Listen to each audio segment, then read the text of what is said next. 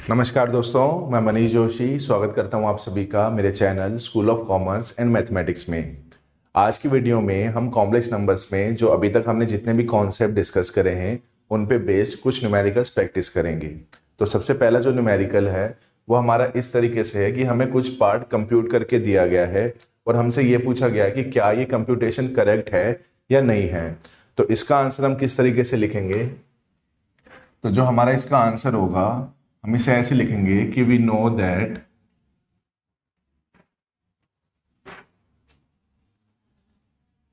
क्योंकि हमने ये पढ़ा था कि जो रूट ए और रूट बी इन दोनों का जो मल्टीप्लाई है वो equal to root a b. ये ट्रू नहीं होगा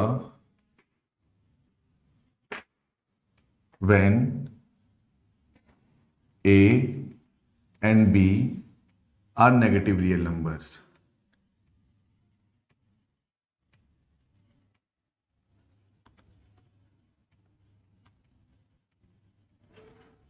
तो therefore the given computation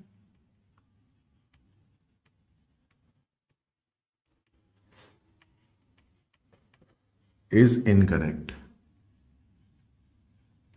क्योंकि ये हमें लास्ट क्लास में पढ़ा था कि ये दोनों जो वैल्यूज हैं ये इक्वल तभी होती है जब ए और बी या तो पॉजिटिव हो या जीरो हो, एटलीस्ट उन दोनों में से एक नंबर पॉजिटिव होना जरूरी है। तो इसका करेक्ट कंप्यूटेशन कैसे होगा? द करेक्ट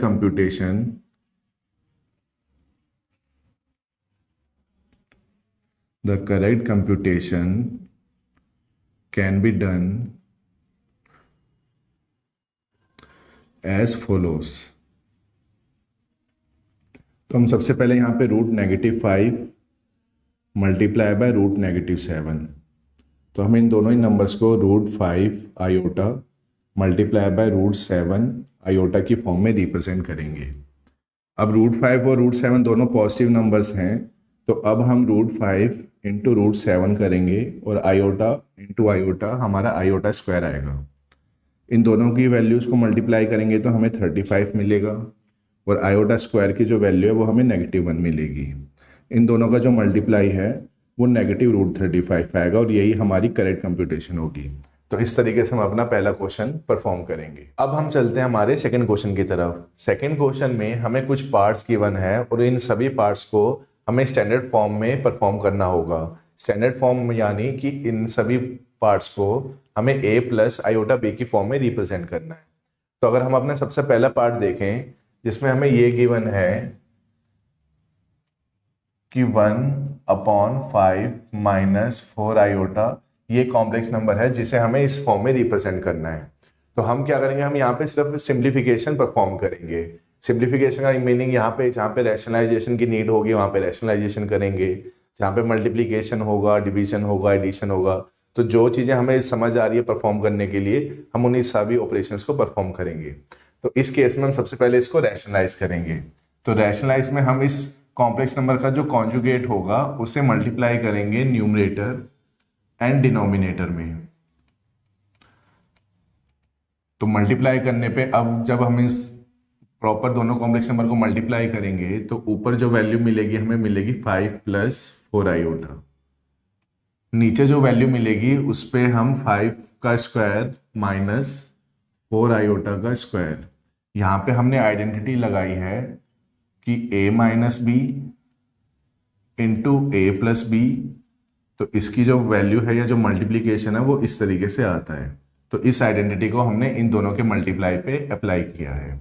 अब इसे अगर हम और सिंप्लीफाई करें तो ये 5 प्लस 4 आयोटा अपॉन में 5 का स्क्वायर हमें मिलेगा 25 माइनस 4 का स्क्वायर 16 और i का स्क्वायर i स्क्वायर।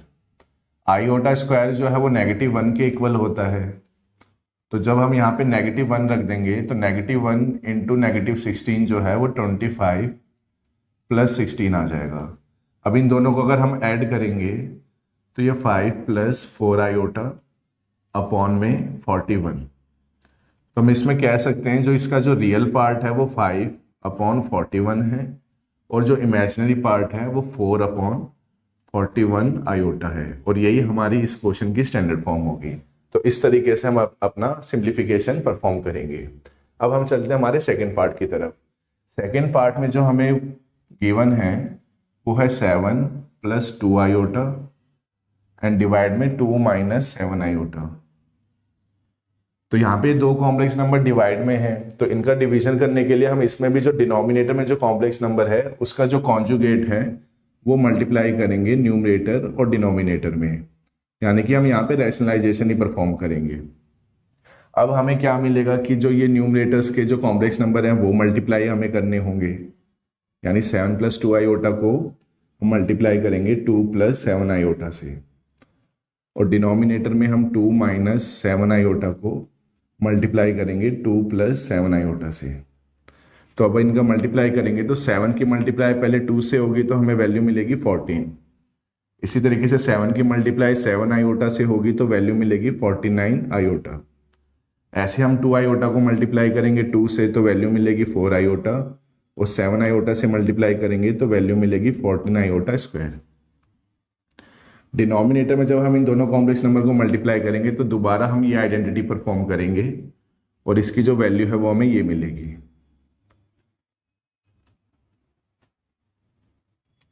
अब अगर हम इसमें 14 प्लस इन दोनों आयोटा को अगर हम ऐड करें तो ये 53 आयोटा, और यहाँ आयोटा स्क्वायर की वैल्यू -1 रखेंगे तो -1 × 14 -14 आ जाएगा। डिनोमिनेटर में 2 का स्क्वायर हमारा 4 और -7 का स्क्वायर 49 और i का स्क्वायर i²।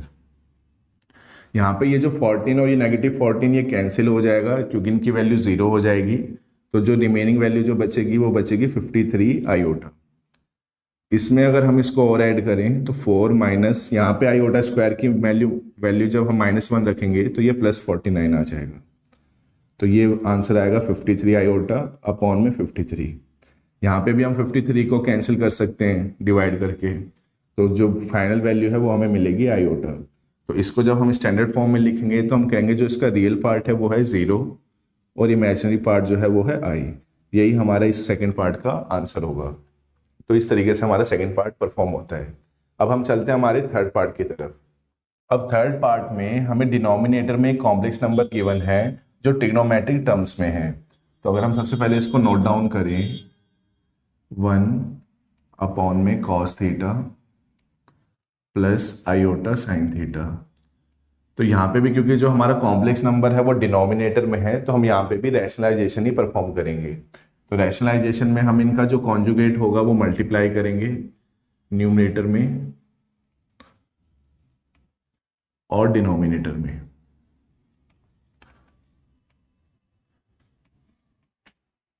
तो मल्टीप्लाई करने पे जो न्यूमरेटर पे जो वैल्यू हमें मिलेगी वो मिलेगी cos theta minus iota sin theta, और डिनोमिनेटर में जो वैल्यू हमें मिलेगी वो मिलेगी cos थीटा का whole square minus iota sin theta का होल स्क्वायर।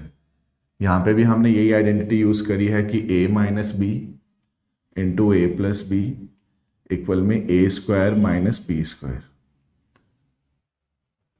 तो इसको अगर हम और सिंप्लीफाई करें तो ये cos theta minus iota sin theta, यहाँ पे ये वैल्यू आ जाएगी cos² थीटा, यहाँ पे ये वैल्यू आएगी i² sin² थीटा। अब i² की वैल्यू -1 तो हम वो यहाँ पे पुट कर देंगे।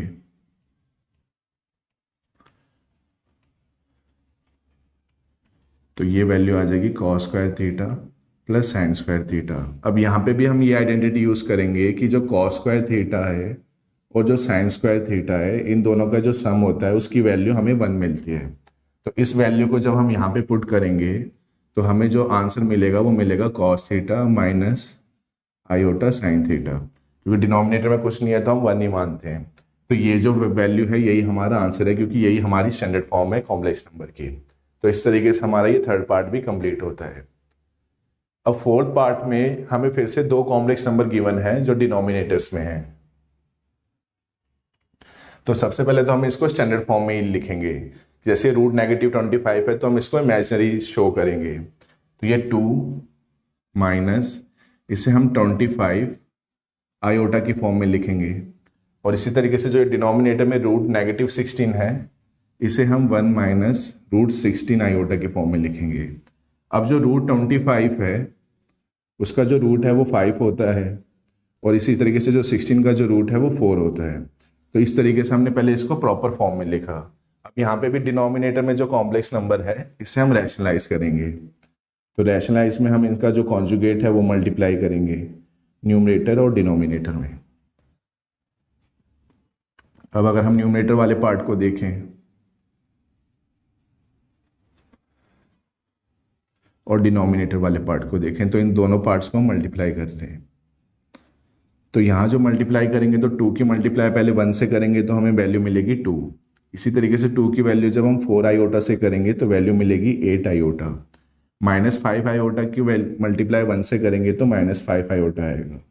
और -5 आयोटा इंटू 4 आयोटा ये -20 आयोटा स्क्वायर।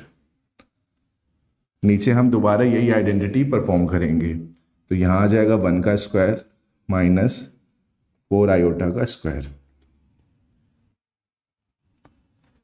तो यहाँ पे हमारा ये 2, ये +8 और -5 जो है ये +3 आयोटा आ जाएगा। यहाँ पे आयोटा स्क्वायर की वैल्यू जब हम -1 रखेंगे तो -1 इंटू -20 जो है वो +20 हो जाएगा।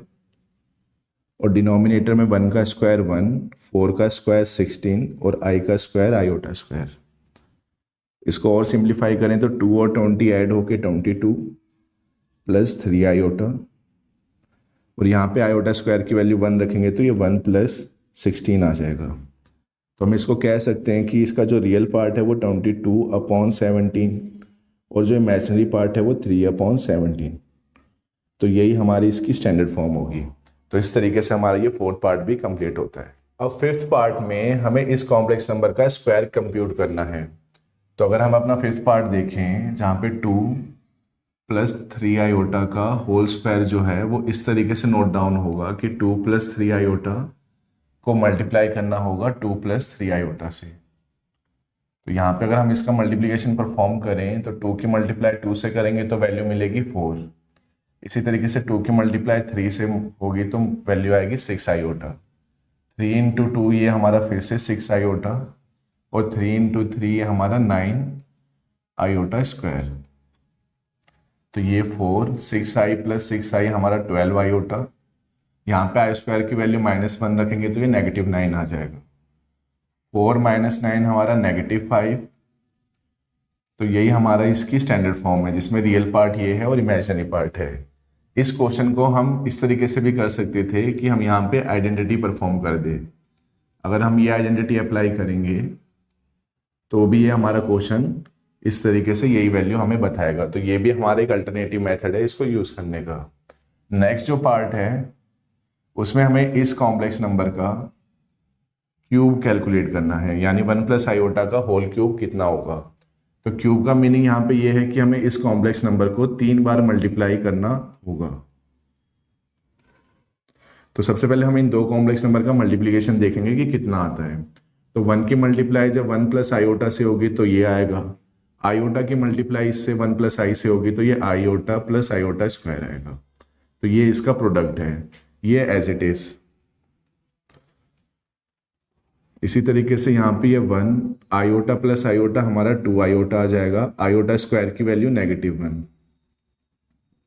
अब ये +1 और ये -1 0 हो जाएगा तो यहाँ पे जो वैल्यू बचेगी वो बचेगी 2 आयोटा। इसको हम मल्टीप्लाई करेंगे 1 + आयोटा से तो ये वैल्यू आएगी 2 iota + 2 iota square. Iota square की वैल्यू -2। तो हमारी जो स्टैंडर्ड फॉर्म है वो इस तरीके से हमें मिलेगी। इस क्वेश्चन में हम ये आइडेंटिटी भी लगा सकते थे कि जो a + b का जो क्यूब है वो equal to a³ + b³ + 3ab।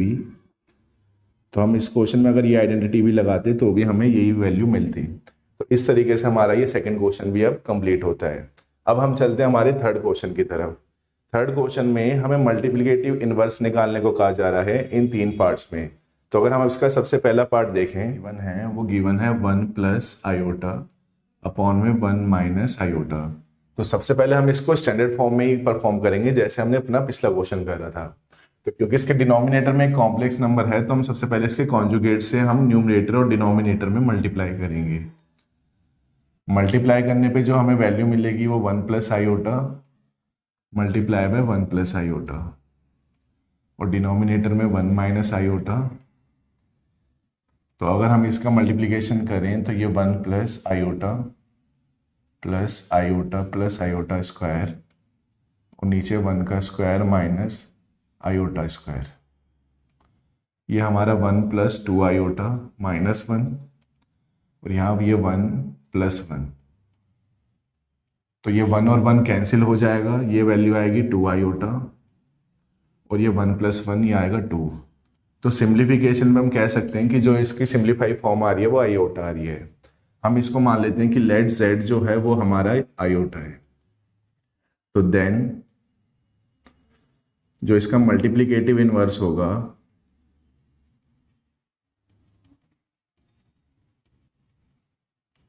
Is, तो z इनवर्स से हम इसको डिनोट करेंगे और z इनवर्स जो है वो 1/z के इक्वल होता है। अब यहाँ पे जो z था वो आयोटा था तो हम अपॉन में इस फॉर्म में आ जाएगा। अब क्योंकि ये डिनोमिनेटर में आयोटा है तो हम इसको रैशनलाइज करेंगे तो ये i/i आएगा। इसको मल्टीप्लाई करेंगे तो ये ऊपर आयोटा और नीचे आयोटा स्क्वायर आएगा। आयोटा स्क्वायर की जो वैल्यू है वो -1 होगी तो इस हिसाब से इसका जो मल्टीप्लिकेटिव इनवर्स है वो नेगेटिव आयोटा आएगा। तो इस तरीके से हमारा ये फर्स्ट पार्ट परफॉर्म होता है। अब हम चलते हैं हमारे सेकंड पार्ट की तरफ। अब हमारे सेकंड पार्ट में हमें इस कॉम्प्लेक्स नंबर का पहले होल स्क्वायर कंप्यूट करना होगा। कंप्यूट करके ये हमारी स्टैंडर्ड फॉर्म में आ जाएगा और फिर हम इसका मल्टीप्लिकेटिव इनवर्स परफॉर्म करेंगे। तो सबसे पहले हम इसको सिंप्लीफाई करते हैं। तो 1 प्लस √3 आयोटा का होल स्क्वायर जो है वो हम इस तरीके से कंप्यूट करेंगे कि हम 1 प्लस √3 आयोटा को 2 बार मल्टीप्लाई करेंगे। तो इसका जो मल्टीप्लीकेशन है वो हमें 1 plus √3 iota plus √3 iota plus 3 iota square. तो ये 1 प्लस 2 √3 आयोटा माइनस 3। तो -2 प्लस 2 √3 आयोटा इस फॉर्म में हमें मिलेगा। तो हम इसको मान लेंगे कि let z is equal to -2 plus 2 √3 iota. Then तो इसका जो मल्टीप्लिकेटिव इनवर्स है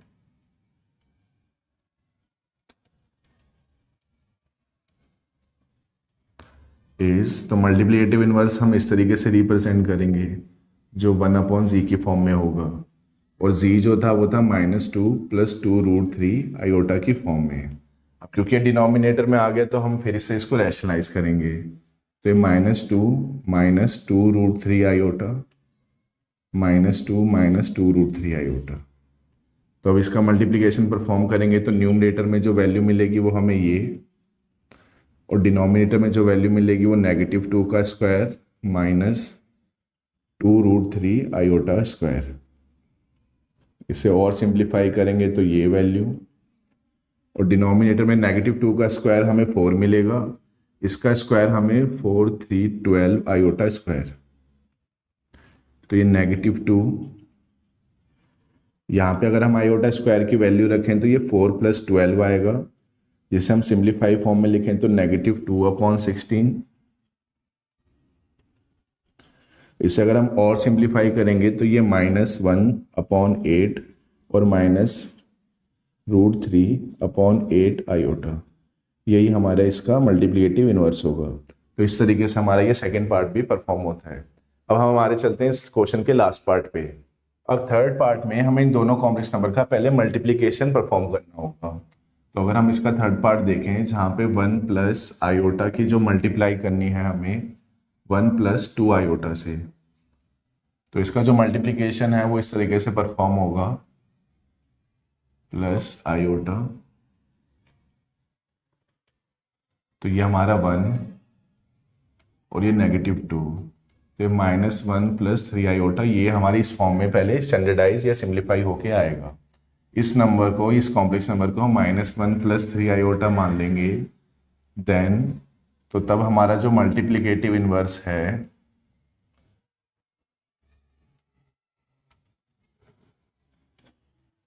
तो z inverse is equal to 1/z -1 + 3 iota.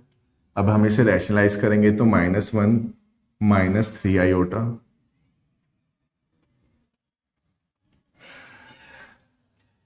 तो मल्टीप्लाई करने पे ये -1 -3 आयोटा और ये -1 का स्क्वायर -3 आयोटा स्क्वायर, तो ये हमारा 1 आ जाएगा और ये 9 आयोटा स्क्वायर आ जाएगा। इसको और सिंप्लीफाई करेंगे हम तो ये 1 प्लस 9, तो ये -1/10 और -3/10, यही हमारा इसका मल्टीप्लिकेटिव इन्वर्स कहलाएगा। इस तरीके से हम मल्टीप्लिकेटिव इन्वर्स परफॉर्म करते हैं। तो इसी के साथ हमारा अब ये थर्ड क्वेश्चन भी कंप्लीट होता है। अब हम चलते हैं हमारे फोर्थ क्वेश्चन की तरफ। अब फोर्थ क्वेश्चन में हमें ये गिवन है कि ये जो वैल्यू है ये इक्वल है a प्लस आयोटा b की फॉर्म में।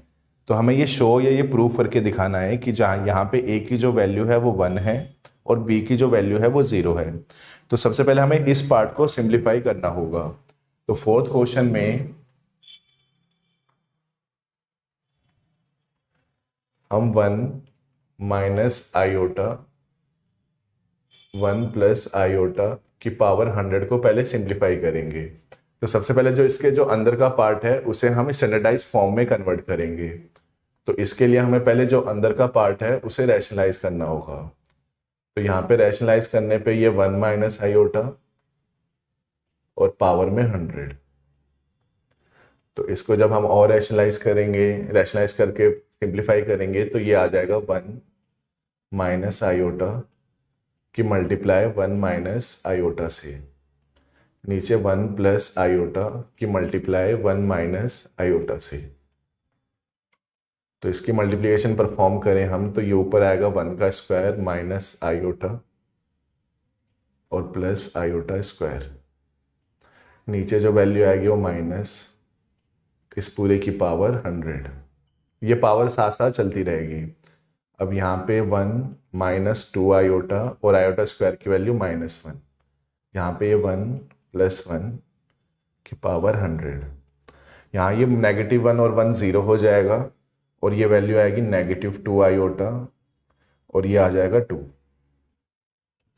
तो इस तरीके से ये वैल्यू जो है हमें मिलेगी माइनस आयोटा की पावर 100। अब माइनस आयोटा पावर जो 100 है वो हम किस तरीके से कंप्यूट करेंगे अब इसे देखते हैं। तो हम इसको i की पावर 100 इंटू -1 की पावर 100 में लिख सकते हैं। आयोटा की पावर जो 100 है वो 4 इंटू 25, हम 4 के मल्टीपल्स में चेक करेंगे और -1 की जो पावर 100 है वो 1 आएगी। तो इसकी जो वैल्यू है वो हमें मिलेगी 1। तो हम ये कह सकते हैं कि जो इस पूरे पार्ट की जो वैल्यू है वो 1 है, मतलब इसमें सिर्फ प्योरली ये रियल पार्ट है। तो इसका इमेजिनरी पार्ट हम 0 आयोटा की फॉर्म में लिखेंगे। अब क्योंकि जो ये पार्ट है ये इक्वल था a प्लस आयोटा b के, तो दो कॉम्प्लेक्स नंबर तभी इक्वल होते हैं जब उसका रियल पार्ट के इक्वल हो। तो यहाँ पे हम कह सकते हैं कि जो a है वो 1 के इक्वल है और b जो है वो 0 के इक्वल है, और यही पार्ट हमें प्रूव करके दिखाना था। तो इसी के साथ हमारा ये फोर्थ क्वेश्चन कंप्लीट होता है। अब बाकी के न्यूमेरिकल्स हम अपनी नेक्स्ट वीडियो में डिस्कस करेंगे। होप आपको ये सारे न्यूमेरिकल्स अच्छे से समझ में आए होंगे।